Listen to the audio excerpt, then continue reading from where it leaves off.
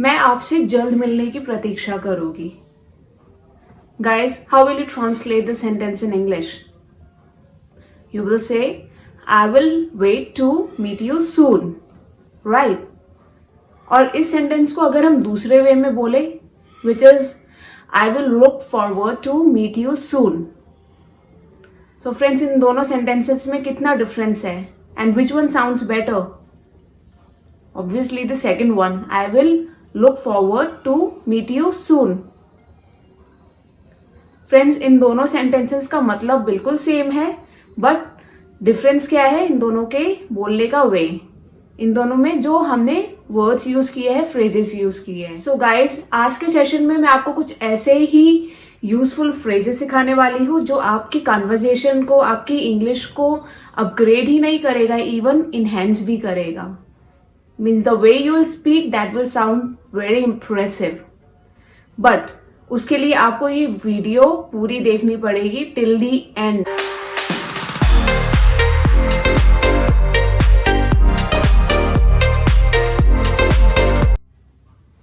Hey guys, welcome back to my channel. It's Poonam and you are watching me on Gista English.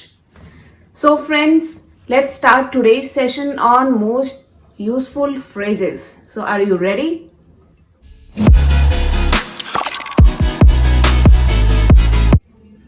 So friends, हमारा first word है इन्स and outs.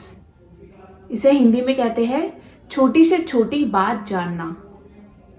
अब मैं आपको इसका example देती हूँ. जैसे कि आप बोलते हैं मुझे उस ट्रिप की छोटी से छोटी बात जाननी है. So how will you say? You will say I wants to know ins and outs of that trip. I wants to know ins and outs of that trip. So हमारा नेक्स्ट फ्रेज है round the clock. इसे हिंदी में कहते हैं चौबीसों घंटे, 24 hours. इसका हम एग्जाम्पल बनाते हैं. सोनिया ने चौबीसों घंटे पढ़ाई की इस एग्जाम के लिए. So we will say this in English that Sonia studied round the clock for this exam. Sonia studied round the clock for this exam. So next one is ups and downs. इसे हिंदी में कहते हैं उतार चढ़ाव.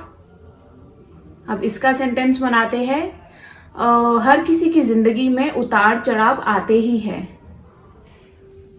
सो हाउ विल यू से? You'll से there's always an ups and downs in everyone's life. There's always an ups and downs in everyone's life. Next one is all in all. इसे हिंदी में कहते हैं सब मिलाकर. इसका सेंटेंस बनेगा You all in all scored good percentage. You all in all scored good percentage. Means सब मिला के आपने अच्छे परसेंटेज स्कोर किए. Next one is ask for trouble. इसे हिंदी में कहते हैं मुसीबत को बुलावा देना. मुसीबत को बुलावा देना. जैसे कि you are asking for trouble by not going for this important meeting. You are asking for trouble by not going for this important meeting. Means आप मुसीबत को बुलावा दे रहे हो इस important meeting में नहीं जाकर. Next one is break the ice. इसे हिंदी में कहते हैं पहल करना. Break the ice, पहल करना. He finally managed to break the ice by talking about the movies. He finally managed to break the ice by talking about the movies. उसने आखिर में पहल किया मूवीज के बारे में बात कर कर. सो हमारा नेक्स्ट फ्रेज है like a fish out of water. Like a fish out of water. इसका हिंदी है बेचैन होना. I felt like fish out of water at the wedding because I knew no one. I felt like a fish out of water at the wedding because I knew no one. मुझे इस शादी में बहुत बेचैनी हुई क्योंकि मैं किसी को नहीं जानती थी।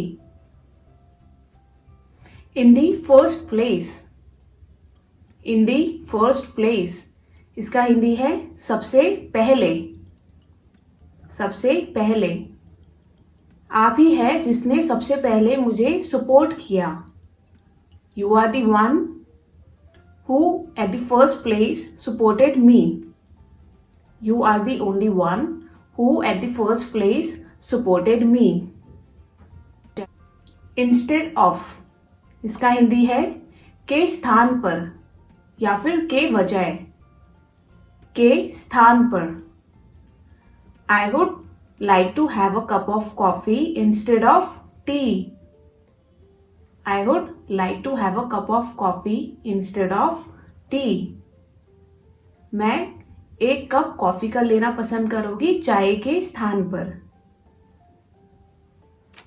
Sooner or later means कभी ना कभी। Sooner or later. He will regret his mistakes sooner or later.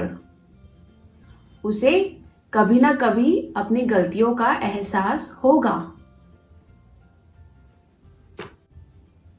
Guys, hope you like today's video. If yes, then like and share my video, okay? And friends, I'll be more than happy if you'll start using these phrases in your daily conversations. Okay? So, friends, if you have any doubts, any feedback, any suggestion regarding my video, you are free to comment me on the comment box.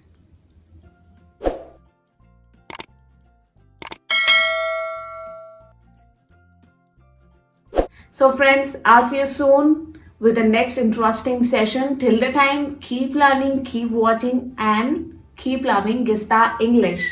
So I'll see you soon. Bye-bye. Tatas.